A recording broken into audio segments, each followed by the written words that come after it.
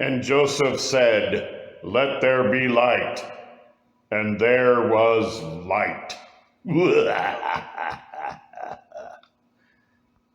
Okay, this bag here has your anchor bolts, your wire nuts, your main cord or power wire, and your template for plotting out your drill holes for where you put your anchor bolts.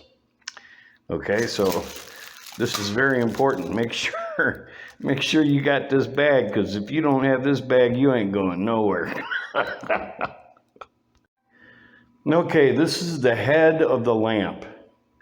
This is where all the wiring comes in together. This is the main section that holds all three fixtures in place. This is the UV sensor that automatically turns on or off the electrical power going to each one of these fixtures.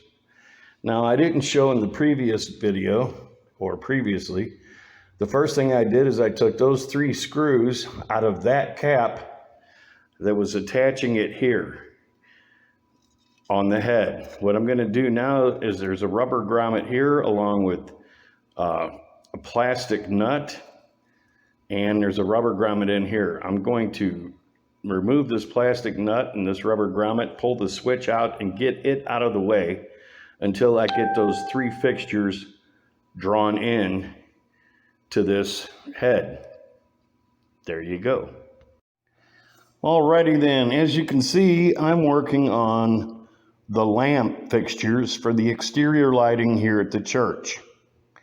Okay, I wanted to show this, unfortunately, is not a very good design. That little bitty post down there with the lock washer and the lock nut is in a place that's hard to get, especially with the dusk till dawn sensor in the way. Now, once I get all three of these lamps, it's going to be really fun to try to tighten that nut. At any rate, this is part one of assembling this Vianis lamp system. We will continue forward, and I will show tricks and tips and how to do this properly along the way. There's a generic video from Vianis, but it doesn't cover everything that's in this assembly. Anyway, there's going to be a lot more to come, so keep watching. Okay, this is the part of the lamp fixture that goes into the main head of the housing for the shaft that is the entire lamp, part of the entire lamp post. This is the little bitty shaft with the little bitty lock washer and a little bitty nut. The larger lock washer and larger nut. As you can see, also on here, there are two little black grommets underneath two little cap screws or cap nuts. These are not chrome cap nuts like the people that did the restoration on the Enterprise. These are black cap nuts. Anyway, we are moving forward. Okay, now as you see down in there we go. That's the little bitty shaft that's all the way down there. And you're supposed to put a little bitty lock washer and a little bitty nut on there and be able to tighten it. And there is not a lot of room. Let's just say it's a fun task. That was a stupid design. They should have had a stud coming out from the inside that could have screwed in here at the shaft that you could have got to first.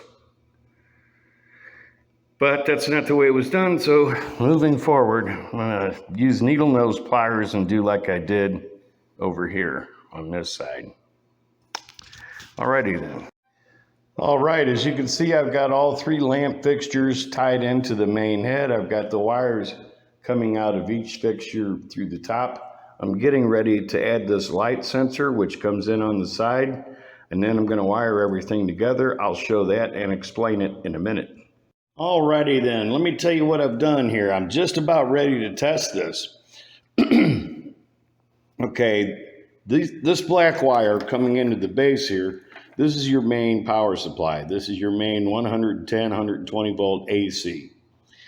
Okay, I've got it wired into all these black wires, which is hot, white is return. The red on here is the power wire for the sensor.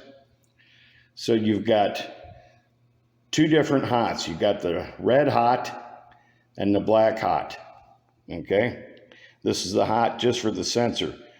This powers the sensor when the sun goes down and the photoelectric sensor in there closes, which completes the circuit.